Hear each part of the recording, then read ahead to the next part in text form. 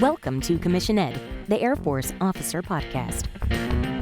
Here we explore the training and development of America's leaders in the application of air power and the profession of arms. The views expressed are those of the hosts and do not reflect the official policy or position of the United States Air Force, Department of Defense, or the U.S. government.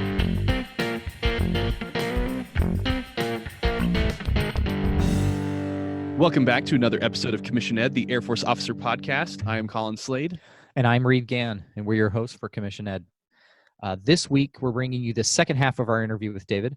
This is where he spoke in depth about How to Academy. Essentially, we went through every year of the 4 years that you're at the Air Force Academy in detail about what the cadets can expect at those different developmental stages, the different transitional events, the major themes that occur during those different years, and how it kind of ultimately results in their commission, their Air Force specialty code being selected, and them going off and becoming lieutenants in the Air Force. Yeah, I'm really excited for our audience to be able to listen to David again. He's just that good. One thing I want everybody to keep in mind, though, is as you are listening to him explain what goes on at the Academy, keep in mind that it is also a university, that classes and homework and tests and all of the things that are part and parcel to the university experience are also happening at the same time as all of this other stuff. He does bring it up over the course of the interview here and there, but I just want everybody to bear in mind that that is still part of what is going on as well. Yeah, certainly makes everything seem a whole lot more impressive when you think of all of this happening. Oh, by the way, you're getting a degree. You know, it's kind of a lot. And not just a degree, but like from a really hard, very prestigious school. Yep, absolutely.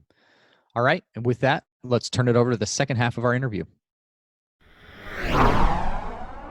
If we could, I'd like to transition to a How to Academy. And I'll just kind of give you my background with the place. So I went to Utah State, which is in Logan, Utah.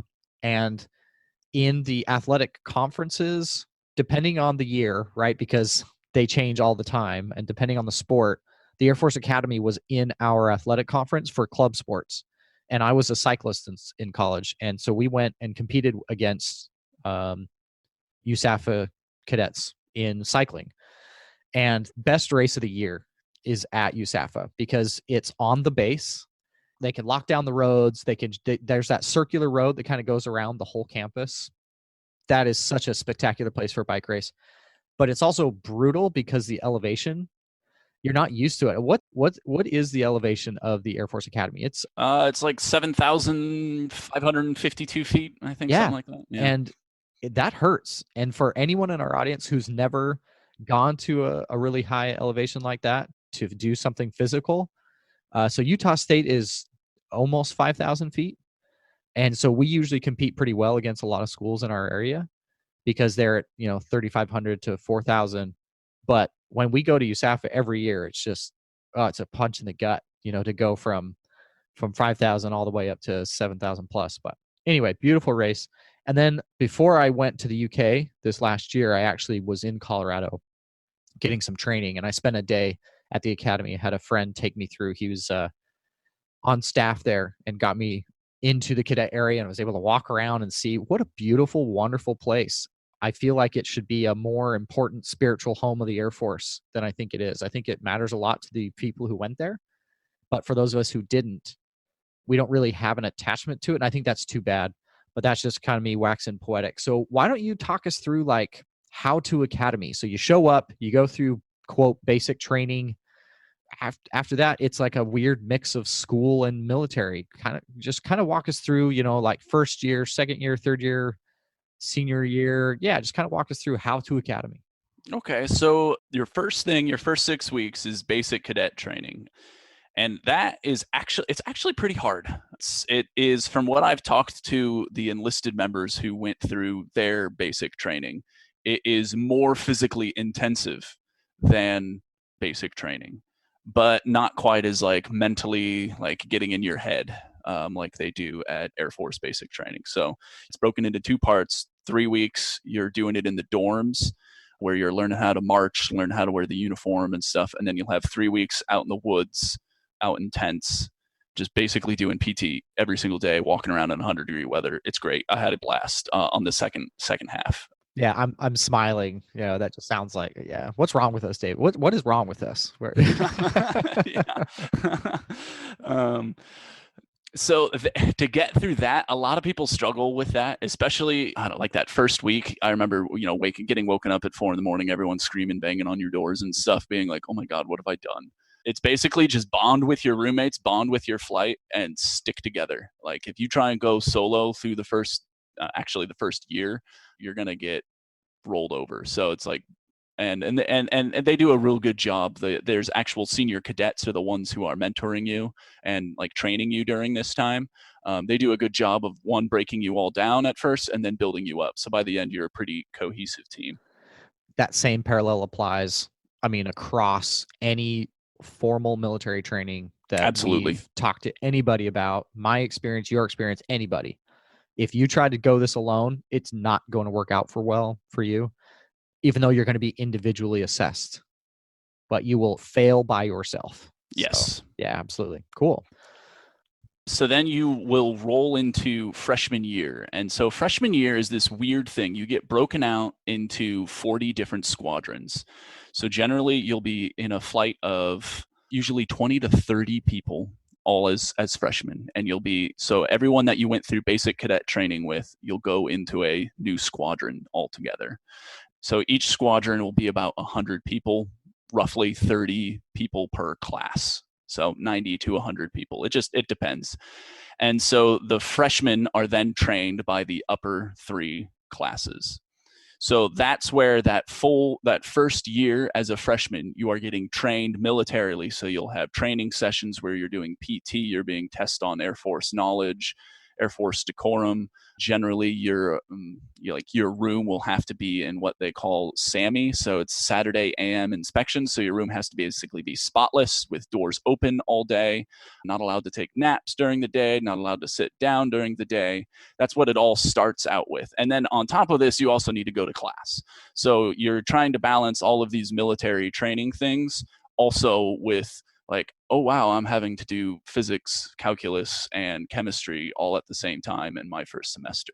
So it can be quite a big hit. And so the main thing that freshman year is, again, bond together with that team that you made in freshman year, work hard.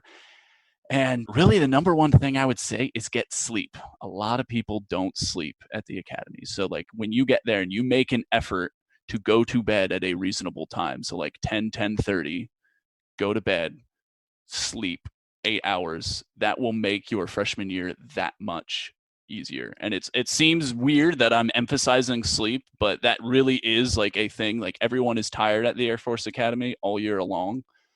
All 4 years, but especially that freshman year, a lot of people will stay up and, watch movies and whatever and stay up way too late doing homework and stuff. But if you just sleep, then you're not falling asleep in classrooms and stuff like that. That really is probably my number one thing. And they actually, a lot of people are harping on that more and more.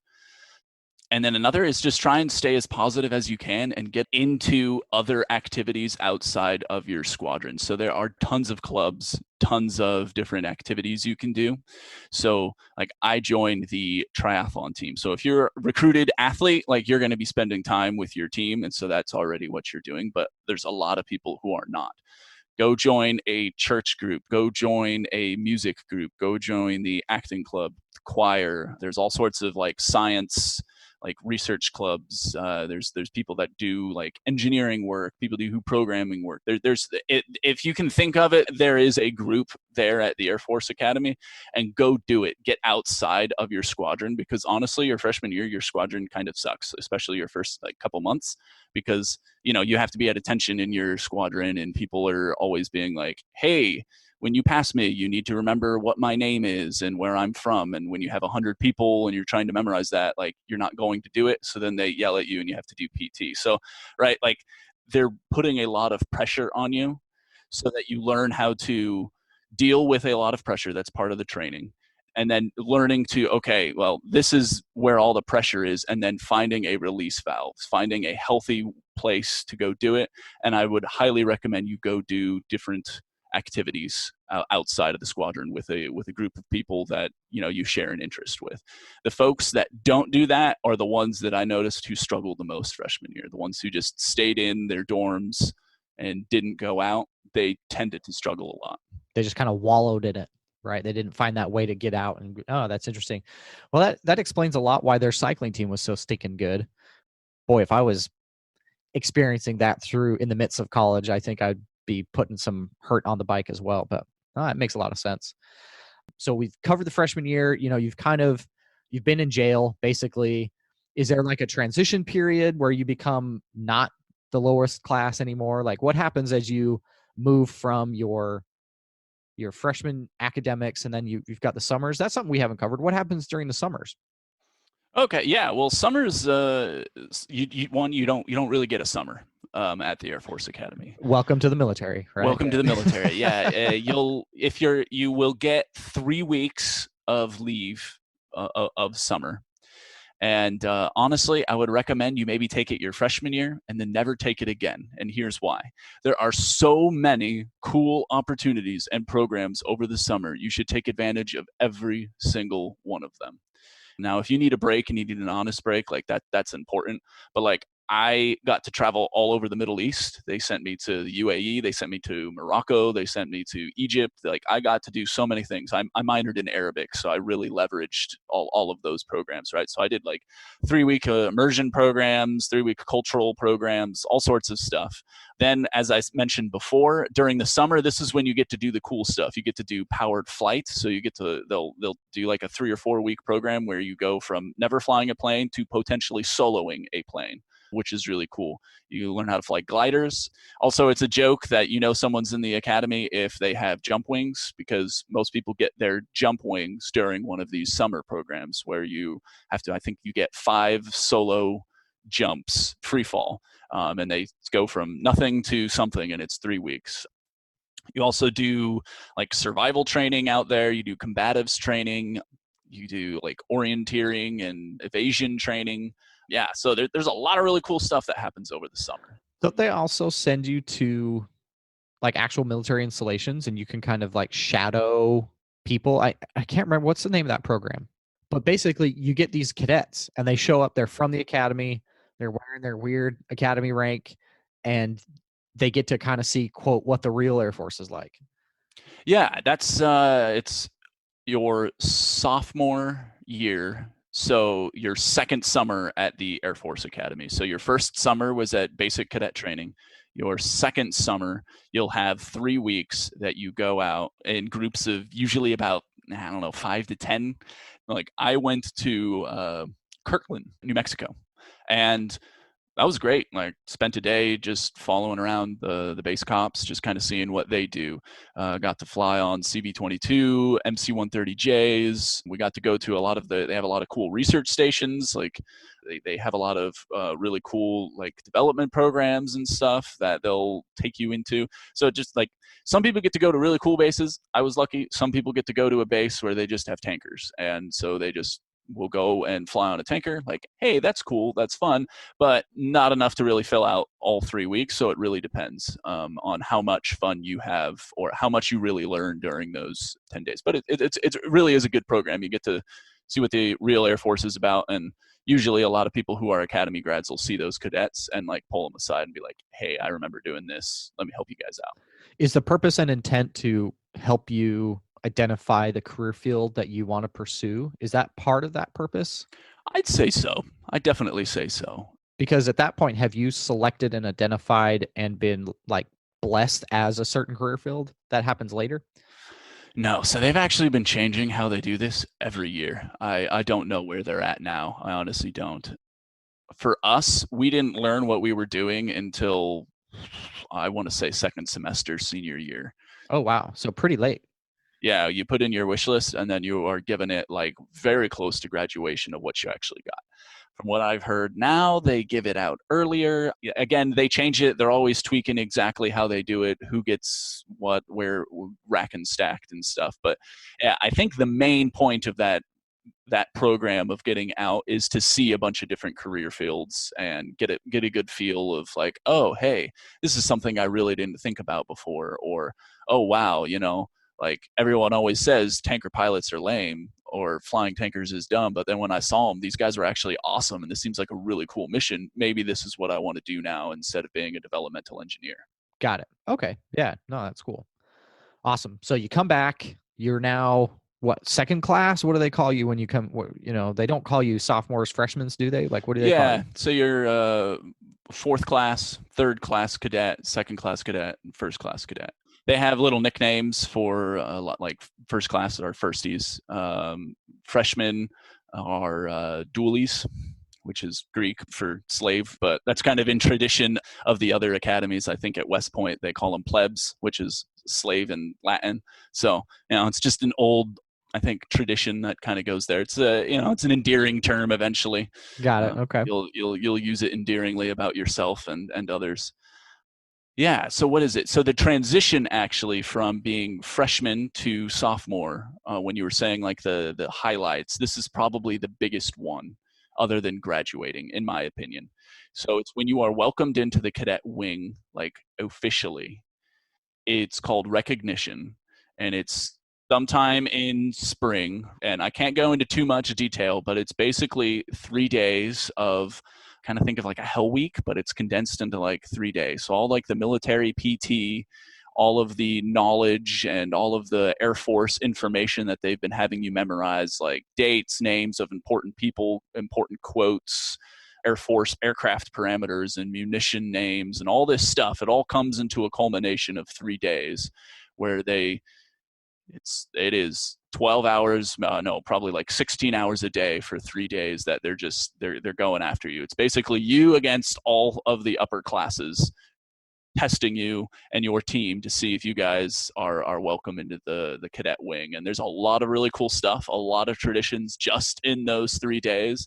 Some really powerful moments. It's just ugly crying tears. It really is good. It's hard, but you're definitely prepped for it, and you know that you're almost done. And then usually once you finish recognition and you pass, you're considered part of the cadet wing, and almost all the restrictions are lifted.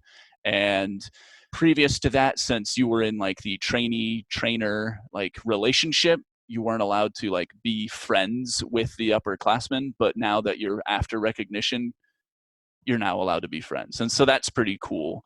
Like these people that have been really close and like really mentoring you and stuff, now you're allowed to be friends and you can hang out and go chat with them normally and ask them for help with, like, hey, you want to hang out this weekend? Yeah, sure. Whereas before, no, that's not allowed. Like, hey, let's try and keep this, they call it frat in your freshman year. They want to keep you from fraternization. But after recognition, it's all good. Yeah, I've definitely heard of recognition. I've heard of that.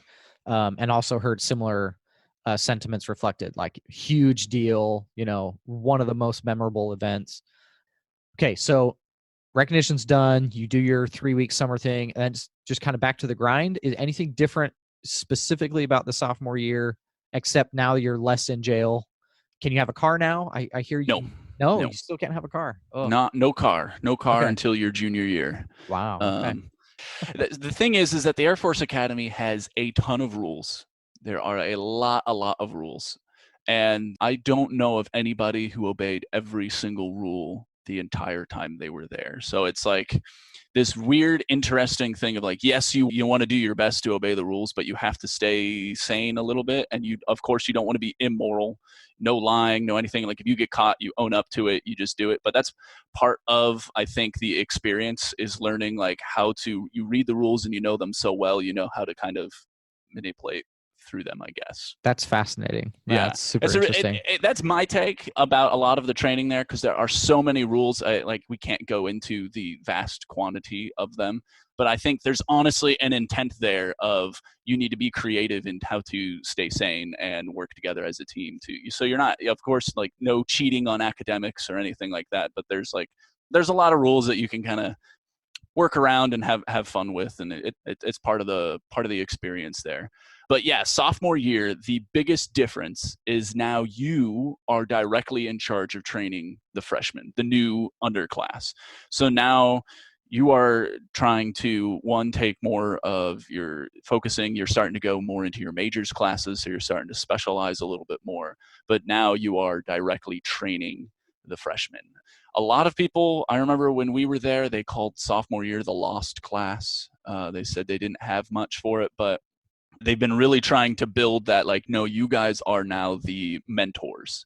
So you will get one or two freshmen in your freshman class, and you will be their direct mentor. And they really try to say, okay, hey, you need to meet with these people, sit down, talk with them. So they're trying to build that like mentor relationship that the Air Force really like harps on.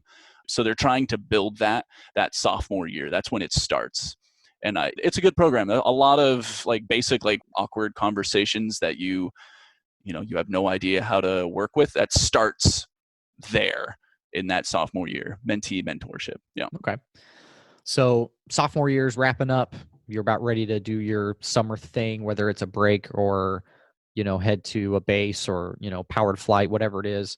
Is there any specific transition milestone that happens between the sophomore and the junior year? Because now you're starting to talk about, hey, you're going to, like you said, right, at that 2-year point, you're going to be committed. Am I right?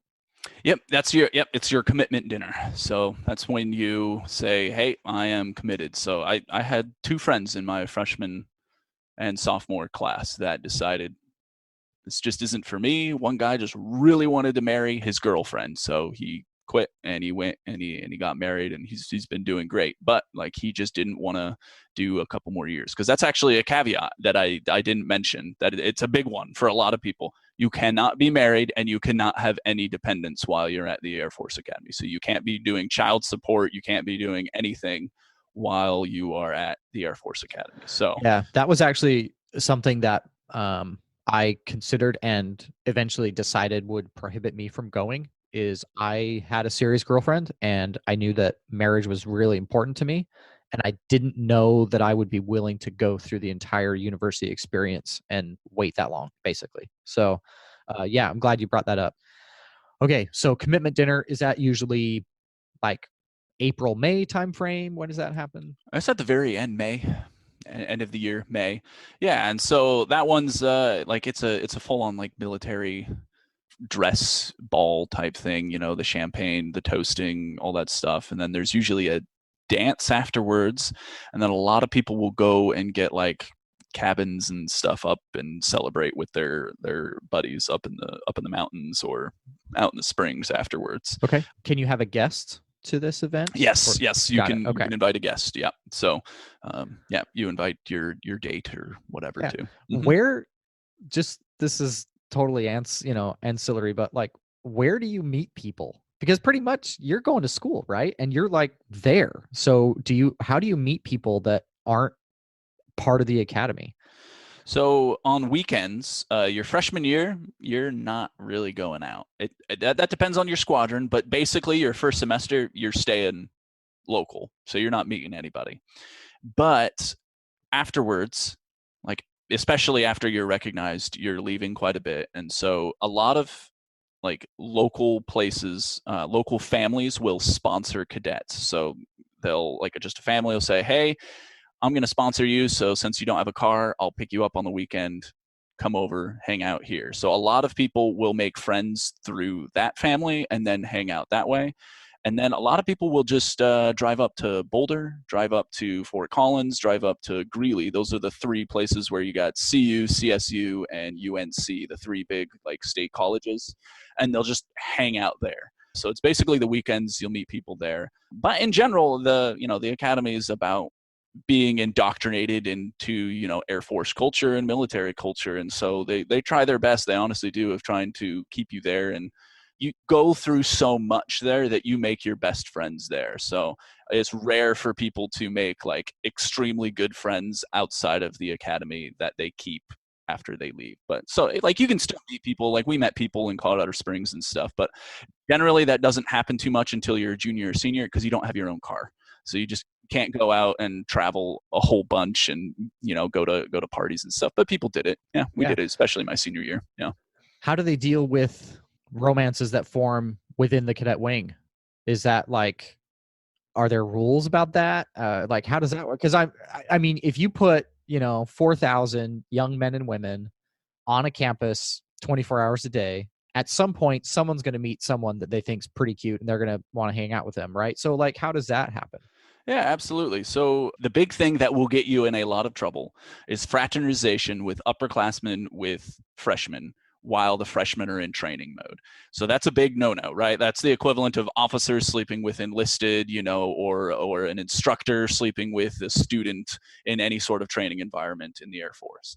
So they're really trying to get that. So that's a no-no. People still do it, and oftentimes it'll be the upperclassmen that will get into a lot of trouble for it. But after that, there's no real rules other than you're not supposed to be closed doors with anybody other than your roommate. But relationships form. I know at least one couple that met and then after graduation got married, maybe two. So I know it happens. Okay.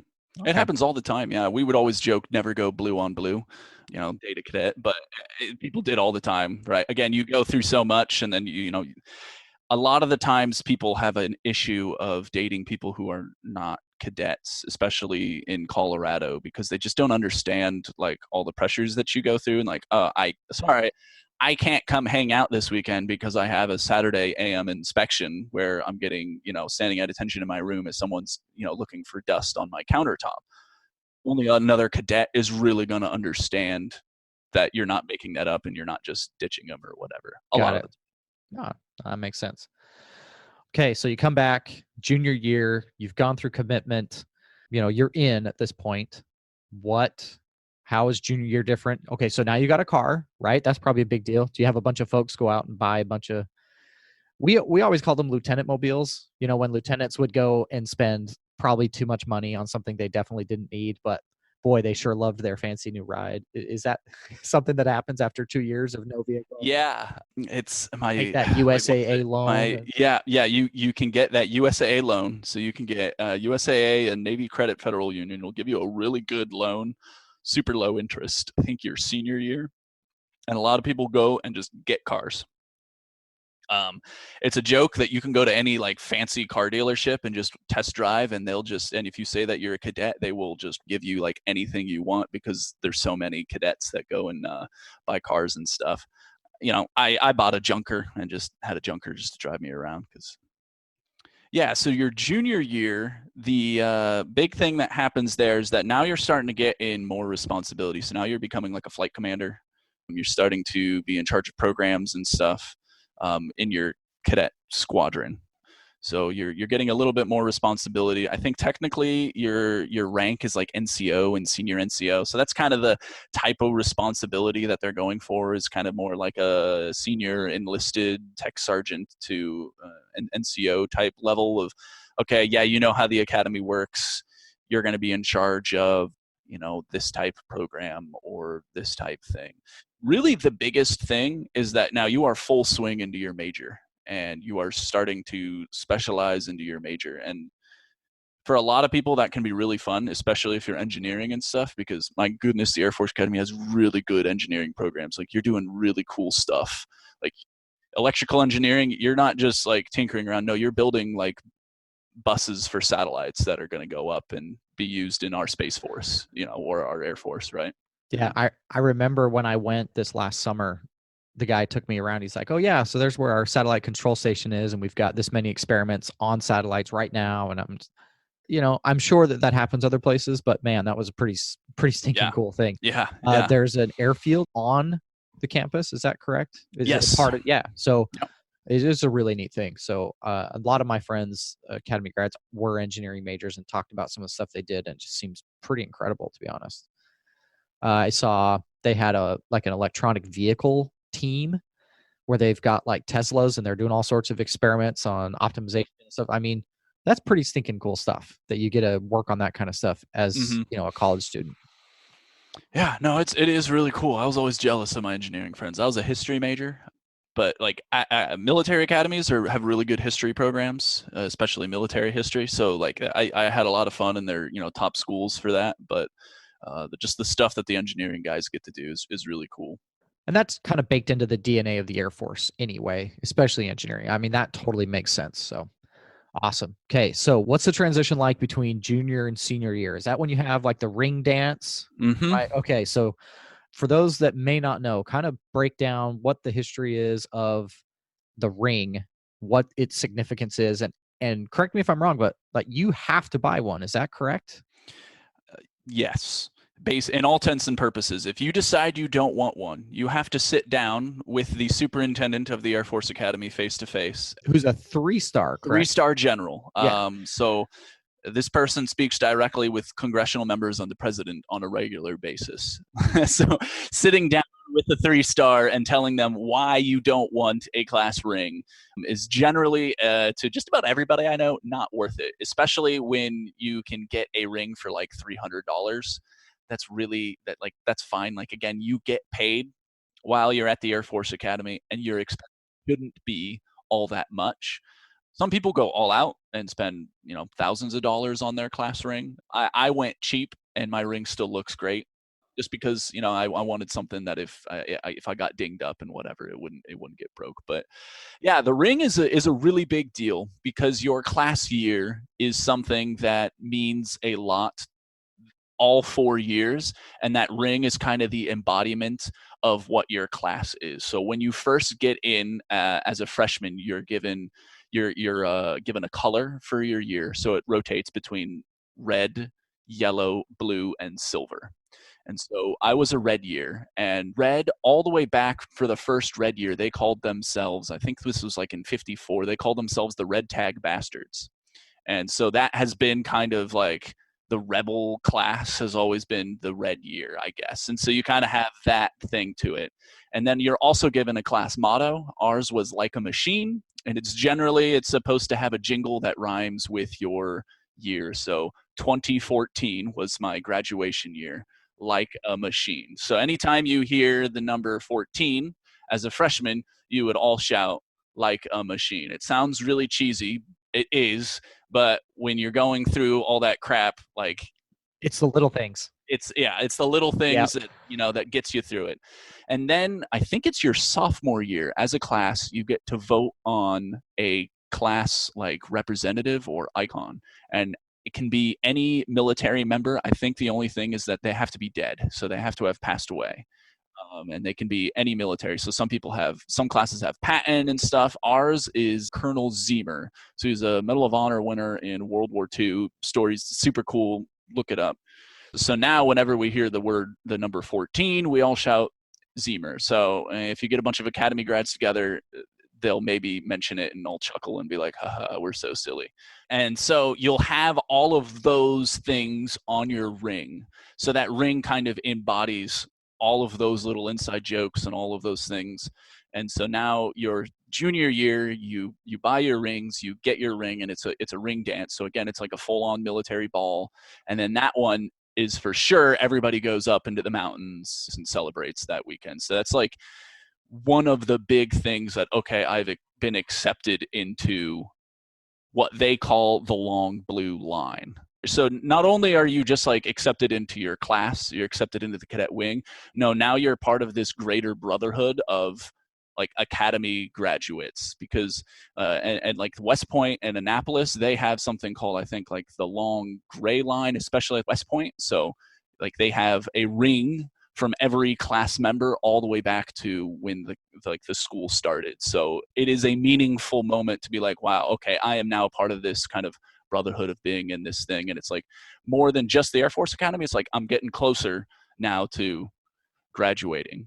So I've heard folks say, and this may not be universal, but I've heard some say they didn't like to wear rings in general, and they said if they had to pick a ring to wear, they would wear their academy ring instead of a wedding band, like because of the significance of that experience.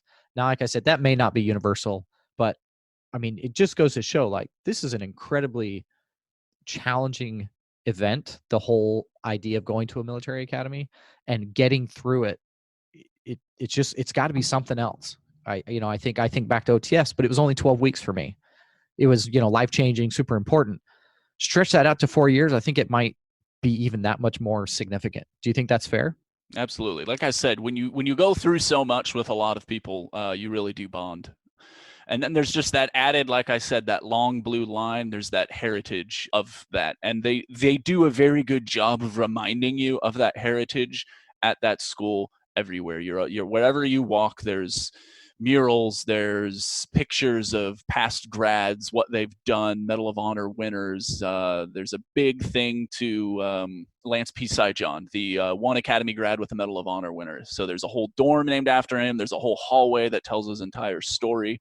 And so it really just kind of like builds this, I don't know, almost awe sometimes of like, wow, I have walked where a lot of like really cool people have been, and I am now part of that culture and that heritage. Yeah. And for those in the audience who have an opportunity to go to the academy, to do a tour, to go visit, I would highly encourage it. I've been, like I said, twice, both times, in just an incredible experience, beautiful place. It made me proud to be an airman. And even though I have no tie to the academy outside of the Air Force, which is what I'm a part of. I have some friends that went there, but that's about it. And I left feeling proud to be an airman. It's a pretty neat place. So awesome. Okay. So senior year, you're wearing your ring. I mean, you're knocking the door at becoming a lieutenant. What's the big, obviously graduation, right? That's the big transition. You guys wear a super goofy uniform. I've never seen it anywhere else. Yeah. It's only for academy graduation as far as yes, I still got mine. I might break it out just randomly for something. The sash and it's pretty great. You get a sword? What's the deal with that? Yeah. So you only get a sword when you are a senior, and you have to be in basically a command position. So this is when you start learning how to be in charge of people. Being a cadet squadron commander is really good. So I would say, like, I didn't do it and I regret it, because you learn so much about how to be in charge of people. And it's better to do it there, where it doesn't actually really matter if you mess up. Like, you're in charge of people, but you're not in charge of any mission, right? The mission is just to get people to graduate. And so, like, there's no fail thing that you're doing. So there's tons of opportunities to fail, mess up, learn. And you have a officer, so usually a major or a lieutenant colonel, and then a senior NCO who are working directly with you, like teaching you and all this stuff. So you are now not only being in charge of programs, but you're being in charge of like entire flights, entire groups of people. You are expected to now like lead people. And that is where I'd say the Air Force Academy does a better job than a lot of the other commissioning sources, is that there are those opportunities that, no kidding, you have like a 3 or 4 month long, like you are in charge of lots of different people, and you have different avenues. Like, there's not just like, okay, yeah, you didn't get cadet squadron commander, but you got stand eval for the group. So now you are in charge of 300 people's standardization and evaluation. Hey, that's pretty big. That's a pretty good thing to learn how to manage those programs at that level. So basically, you just have more opportunities to lead and to practice and develop your own leadership style. So you have all of that, and you're in an environment, and hopefully you have good officers, majors and such, and good enlisted who are going to let you lead and make mistakes. And that is what you do. That is the main thing that you are doing senior year. Some AOCs, they're air officer commanders, they're the actual Air Force officers that are there, will be very hands-off and just let their cadets run their whole program, and they'll only step in. Other ones will tend to manage a little heavier, and I hope you get the former instead of the latter. You want to have one who just says, you guys do it, I'm here if you want advice. Because that, again, you will really learn. And I was lucky enough to have that, and I learned a lot of techniques in my own leadership style due to just like failing and figuring it out as I went. And like I said, it's a great environment to do that. Yeah. That's one thing as an OTS instructor that was hard, is we just didn't have enough time. Now it's 8-9 weeks long. I just didn't have enough time to really let someone do something. A week was a long time to give someone a response. And that's just not enough time. And so that does sound like a really great opportunity, much more concentrated, but yet extended periods of time, where with ROTC, it sounds like they have similar structure, but it's not as concentrated for as long a period of time. Yeah. Really interesting. Yep, absolutely. All right. So would you like to cover how you get your AFSC? Like, I know a lot of pilots come out of the Air Force Academy. They get like the first stab at it. Is it like your class rank determines how high preference you get? Why don't you just break that down just a little bit? Yeah, just real quick. And again, this changes all the time, but I think that generally you put in your wish list, and then depending on your class rank, they basically, if you're number 1, you get your first choice, and then they go down from there. So if you're at the bottom and you picked something that a lot of other people picked, and there's only 10 slots for example, intel officer, and you're, 1000th, you're probably not going to get intel officer, right? That's all it is. So the thing is, the Air Force Academy, they get like 400 or 500 pilot slots. So if you want to be a pilot, you do not have to do all that great out of the Air Force Academy. You can be bottom of the class and still get pilot, which is very different from the other commissioning sources. Your best bet is to try and get into the Air Force Academy, because you're probably going to still be able to get it, even if you're not going to be, the top of your class. Got it. So I'm guessing you're going to have some sort of announcement. That's probably a cool day, to find out who's going to be pilots and all that stuff. Awesome. Totally depends on your squadron, who's the commandant, who's the soup, how they do it. Yeah, changes every year. Okay. Then graduation starts coming up. So I'm guessing, invitations are going to go out, families are going to show up. Do you do like a squadron level commissioning, or is it like everyone commissions at once? Like, I'm guessing grad week is probably like a week long of stuff. It's probably not just a single day. Could you walk us through grad week? Yeah, grad week. So there are, I guess, 3 major things. So when you're getting your diploma, and that's like your graduation, and you also, swear in, like you do that there all as one group. But then your actual commissioning is a separate thing that you do with your squadron. And that's where you're, hand up, another officer is there, and you're swearing in. Like, that is where you're actually getting your commission. And then you also have graduation parade. So you have those 3 things, and you do different oaths and different things at each one of those things. But the one where you're getting your actual commission is the commissioning ceremony with your squadron. And like each squadron you'll try and like get the best place at the Air Force Academy to go do it. Like certain people want to try and do it in the chapel. Other people will try and do it on the center terrazzo area. We did it underneath the giant B-52. So we got some cool photos of us getting commissioned right underneath there. Then you also have your graduation parade, and that's when you get to wear that sweet, sweet parade dress uniform. Super uncomfortable. I don't know. I thought it looked sharp. I liked it better than a lot of our other uniforms. Yeah. Oh, yeah. I think you guys look great. Yeah. So you have that. And then the actual graduation day, I had a lot of my friends came to it. They were super nice, like friends from early childhood came to it. And afterwards they were like, holy crap, that was awesome. David, get graduated again. That was the coolest graduation ceremony I've ever been to. I mean, you guys get flyovers, either the president or the vice president show up. I mean, you're in the football state. I mean, come on. It's pretty spectacular. Yeah. It is the culminating moment when you look up, you throw your hat. I was there. Vice President Biden was the person giving the speech. And when he says, class of 2014, you are dismissed, and you throw the hat up and you see the Thunderbirds fly over. Coolest moment probably in my life. Top 5 for sure. It's hard to beat. Oh, yeah, for sure. So the commissioning ceremony itself, do you have any input control? Like, was your father able to commission you, or is that kind of run by the academy? I know for us at OTS, the commissioning ceremony itself, we really want that to be personalized and individualized for our students.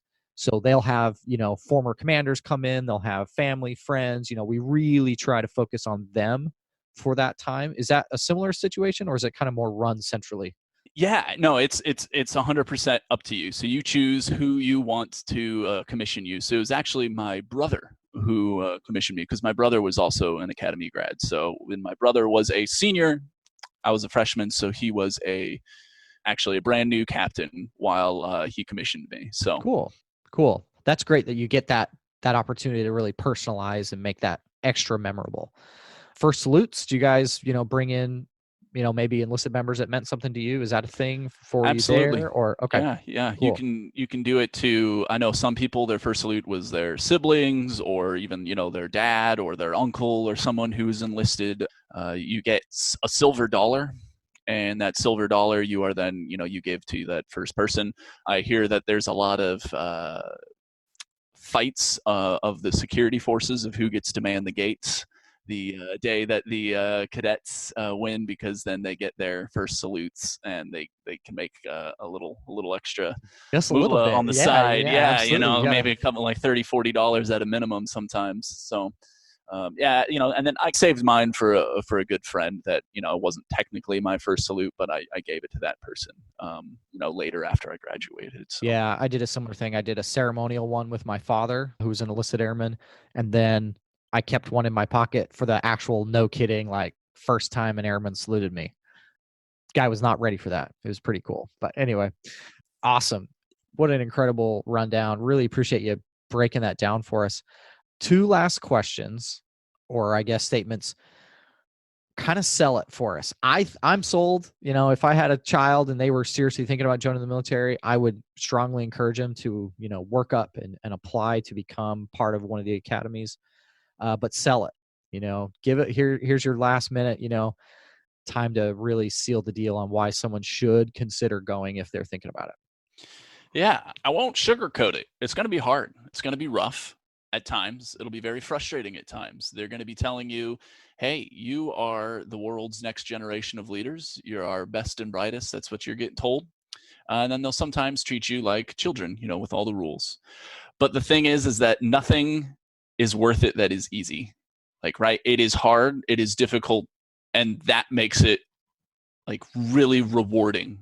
And it really tests you and you really grow.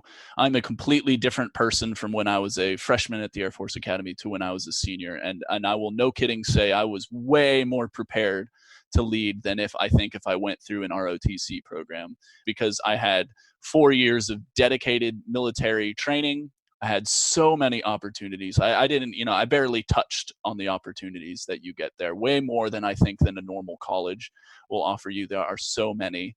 You get to interact with so many great people. And that's let alone you get like a top of the line education. I talk to people and I'm still amazed by how good our teachers were, how good our programs were at that school.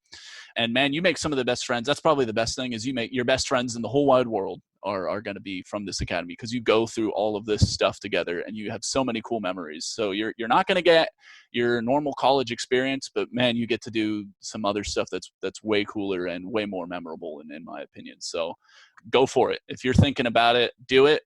Again, like, there's tons of opportunities. If you decide you don't want to while you're there, like, hey, this just isn't for me, but go for it.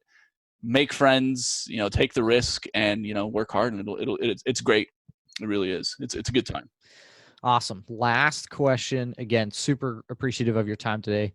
What is an officer? Oh, all right. Let's see. So I think an officer is someone who has all the responsibility. I think that's ultimately the key thing, the responsibility for getting the mission done and for taking care of people. I think those are the two things. Other people know how to do the job better. Other people are actually doing the job, but you are in charge of ultimately getting it done and then making sure that those people have the tools to do it. So it's the responsibility is on you. And again, so I'll do one last thing. The academy teaches you how to have that responsibility. You don't graduate from that school without having that. And I think it really instills that idea of responsibility is the key to succeeding as an officer. Yeah. Awesome. Well, thanks again a ton. Really enjoyed sitting down with you today. Really appreciate you taking the time. And we talked about this before we started recording, but if anybody wants to get in touch with you to ask specific questions, go ahead and send us an email at airforceofficerpodcast@gmail.com or any of our social media ways, and we can put you in touch with David. Hopefully the audience finds that helpful. And if you know somebody who's looking to apply to the Air Force Academy or any of the other service academies, some of these notes are going to be helpful for them. So pass it along. Thanks, man. Appreciate the time. I know, man. This was awesome. Thanks for letting me talk. This was great. Okay, Colin. That wraps up our time with David. What are your opening thoughts? Yeah, I actually want to go all the way back to the beginning, even before the first year at the academy starts. He talked about basic cadet training, BCT, and that type of experience. But one thing that didn't get fully addressed and might be something that we need to put out there to our audience and our fellow academy grads as a RFI or request for information. I want to know, is BCT an evaluated event? We talk so much on this podcast about being evaluated while you are in a training environment, that you are constantly being compared against a standard as well as against your peers. And ultimately that results in a stratified list 1 through N of where everybody performs. And I just wanted to clarify, is that something that happens at BCT? And if it does, what does it count toward? Yeah, do they get like stratified and then the number one BCT grad gets, I don't know, hated on less? I mean, they don't have a whole lot of privileges at that point. So I'm Right. not, it's a good question. I don't have an answer to. Didn't cross my mind. I was still kind of reeling from the just scope and scale. And I think that's something that really struck me as we went through the whole interview, is the structure, the objectives, and the philosophy of the training is incredibly similar to what I experienced as a cadet at OTS, what I tried to teach as an instructor, and to what I've learned as I've sat with you through our podcast when we talk about ROTC. And that all makes sense, right? We want our officers to have very similar perspectives and backgrounds as we're trying to create a uniform product. Second lieutenants inculcated in the Air Force culture and prepared to execute the missions required from our nation. So the question, though, I perhaps the contrast, not the question, is just the length and depth that they get at the academy. This is like a naturally occurring diamond, which is found, having been created over millennia of pressure and heat with just the right conditions, creating these beautiful natural gemstones. You can make industrial produced man-made diamonds very quickly and easily. They will still prove to be similar in a lot of ways. Chemically, they're identical, but only one you want to cut and put on your hand. So I think there is a difference in the product. And I think that's necessary and important. In a time of war, the academy is simply not going to be able to produce 5,000 students a year. It's not set up to do that. OTS, we can ramp up to do that. We actually practiced. We did tabletop exercises. If we had to produce 5,000, 10,000 officers a year, could we do it? What would it look like? We did that. We practiced that. So there's value in each. But yeah, just the depth and breadth and length of their training was a little overwhelming when I brought the lens of 2 months from zero to hero. That comparison really stuck with me. Yeah. Just continuing with your analogy about the diamonds. Yes, one has a more of a perceived value in that it is forged in the fires of the earth over the course of millennia and has that inherent aesthetic and physical beauty to it. But functionally, that diamond is identical to the ones that are made synthetically. And when it comes to the function of the Air Force officer, it makes no difference whether you come from the academy, the Reserve Officer Training Corps, or officer training school. You are the exact same rank and of the exact same capability, regardless of your commissioning source. Now, there will be some differences, obviously. You can't produce an officer out of the academy and have them be perfectly identical to an officer that comes out of officer training school. But bottom line, functional need to the Air Force, those two officers are exactly the same. Yeah, very true. Very true. So something that I wanted to talk about is a lot of the things that David spoke about in his interview, the transition points were associated with significant traditions. So we have recognition, we have, ring dance eventually, we have all these things that occur that I can find no basis for in Air Force instruction. But there's a lot of things like that in the Air Force. These traditions that provide significant value to the member. You could hear it in his voice when he spoke about these events, how meaningful they were. I think back to my cadet training. There were things that happened that were not written down, that were not part of any formal, training objective, but that I hold as significant developmental milestones. I'll give you one example. So those of us who are a little bit older in age and with a few more gray hairs than others will remember Supermans. Colin, you want to give a quick description of what Supermans are? Yeah, a Superman is changing out of one uniform into another as quickly as you possibly can. And making sure it's perfect, right? That your gig line is aligned, that your shoes are polished, your laces are tucked, that all your accoutrements are in the right exact place. Yeah, inspection ready. Yep, exactly. And yet under the pressure of your either upper class or MTIs or whatever trainers that are there present to add stress to the situation, right? Real fast, how we did it was when I was a cadet.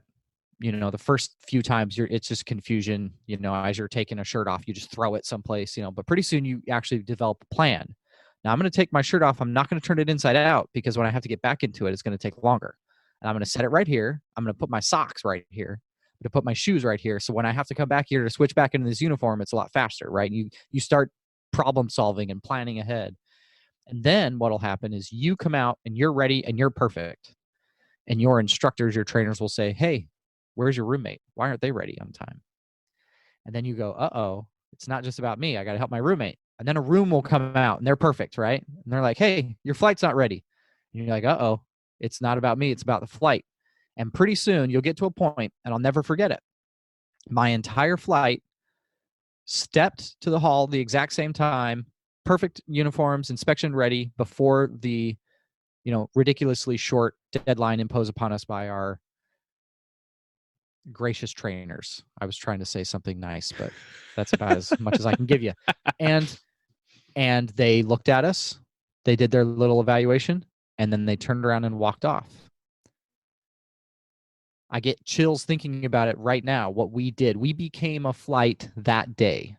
Yeah. Those traditions have value. I think they're important. And this is where I'm going to turn it over to you, because this gets into a tough situation, a dicey call that we have to bring it up. Yeah. So Supermans are very explicitly banned from the training environment. It is written in Air Force instruction that thou shalt not perform Supermans. And the reason being is that it is, as you mentioned earlier, it's not tied to a training objective, a specific Air Force competency that we need every officer to be able to perform upon entrance into active duty. In fact, it becomes what we have termed hazing. Now, hazing is a very touchy word. It can invite some pretty heavy heat from higher headquarters, even Congress, when there are allegations of hazing. So I recognize that fully when I ask this question. Is recognition, as it's performed at the Air Force Academy, hazing?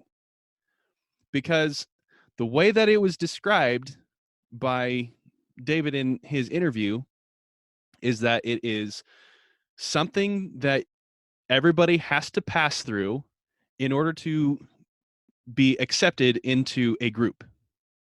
To become part of the cadet wing, you have to pass through, you have to complete recognition.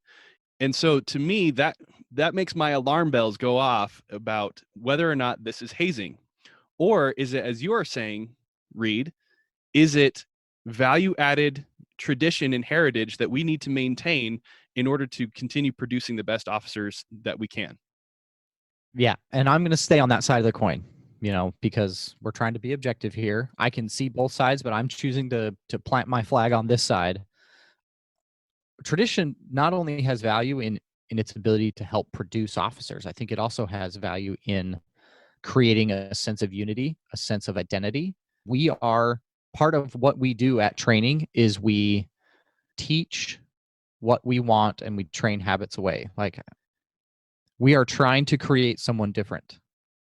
Someone is brought to us. They have a lot of attributes, characteristics, features, things that we need.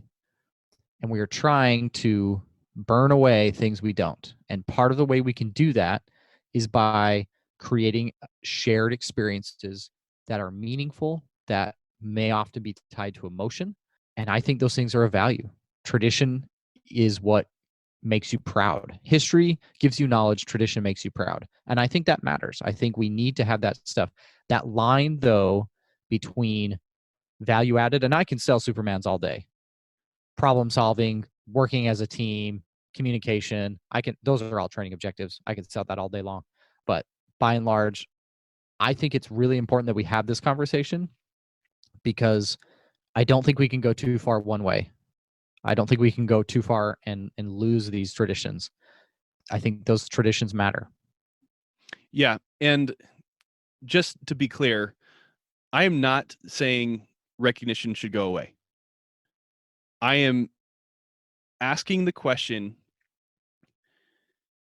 if it is value added, how can we legally and ethically make it an integral part to the process of producing Air Force officers? And I'm not just talking about recognition, but I'm talking about field training. I'm talking about OTS as a whole. I'm talking about all of these different type of high pressure, high intensity situations where it is difficult to get through, but once you have, you are now part of the group, whatever the group is.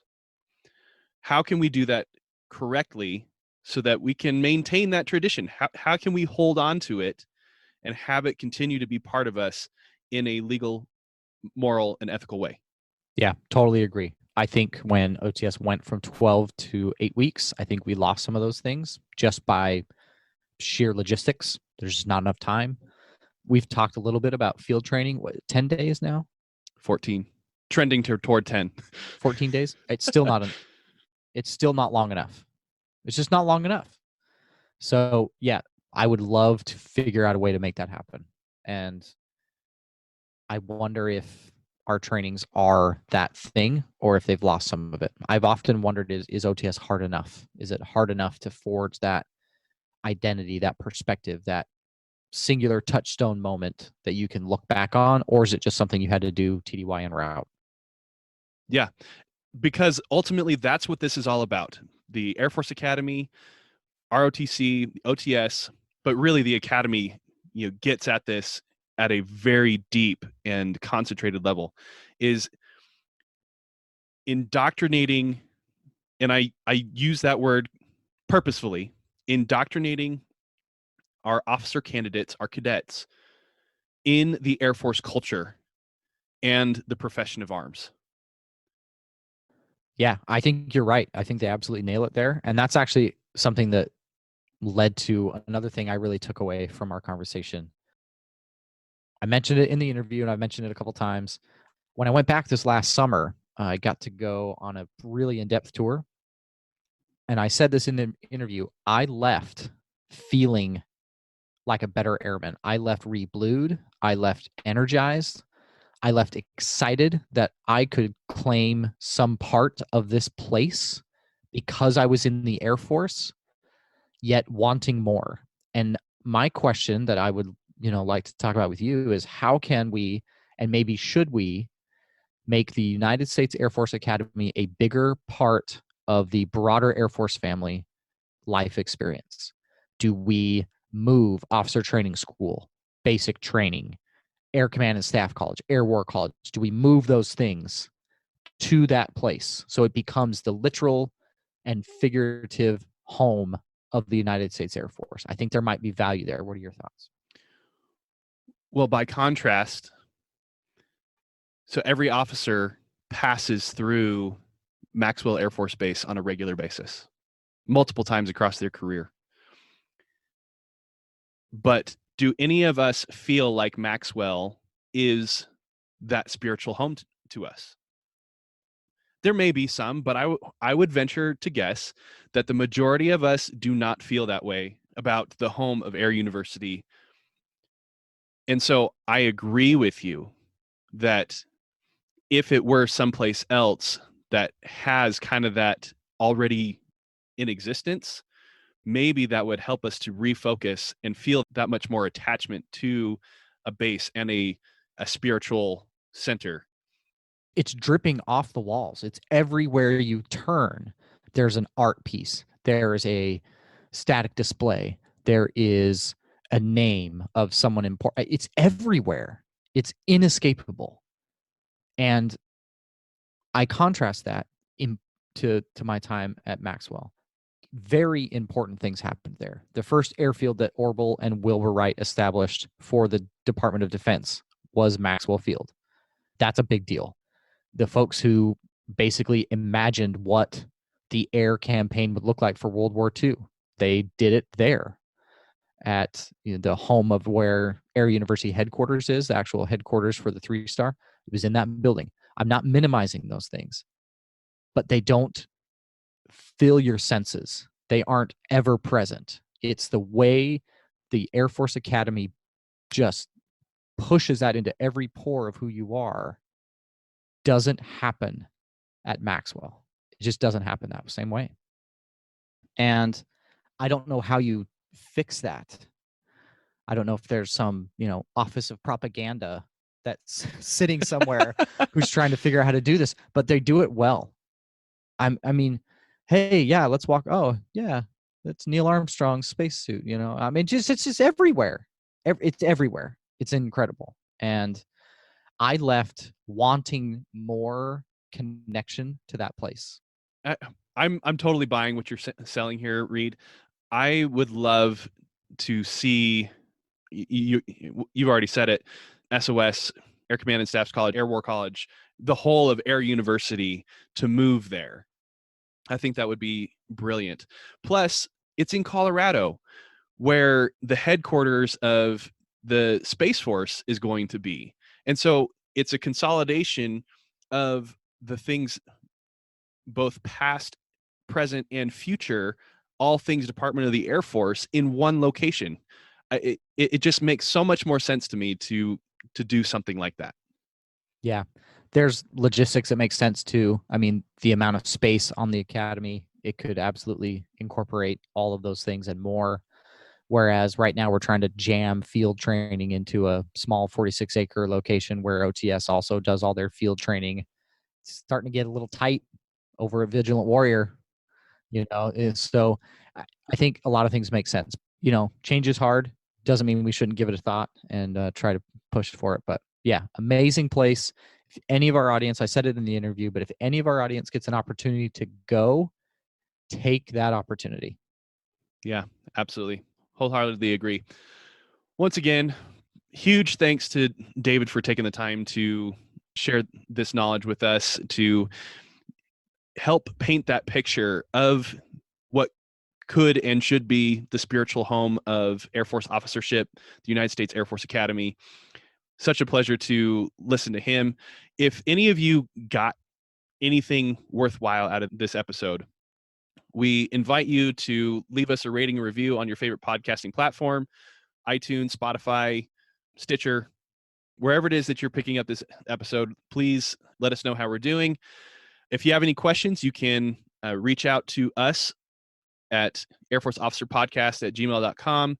If you have any questions for David, we will forward those directly on to him so that he can respond and join us in our discussion group on Facebook. You are welcome to join us there to ask any other questions and let us know what you think about the Air Force Academy being a spiritual home. Anything more you want to add to that, Reed, before we get out of here? No, I, again, really want to thank David for his time, and that'll do it for this second episode in the 2-part series on the Air Force Academy. And thank you for listening to this week's episode of Commission Ed. Thank you for listening to Commission Ed, the Air Force Officer Podcast. The views and opinions of the authors expressed herein do not state or reflect those of the government and shall not be used for advertising or product endorsement purposes. Mention of any specific commercial products, process, or service by trade name, trademark, manufacturer, or otherwise does not necessarily constitute nor imply its endorsement, recommendation, or favoring by the U.S. government. The mention of companies by name is solely for the purpose of discussion and should not be implied as endorsement.